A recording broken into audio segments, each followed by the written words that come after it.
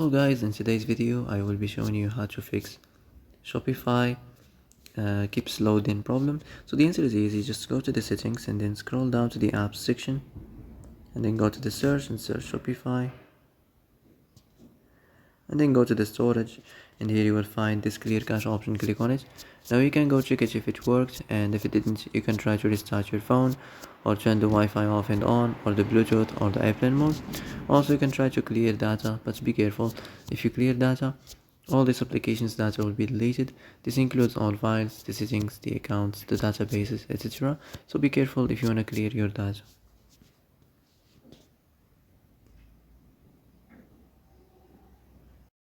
And that's it for today's video. I hope this is the answer you've been looking for. If you like this video, don't forget to like and subscribe, and see you in the next video. Thanks for watching.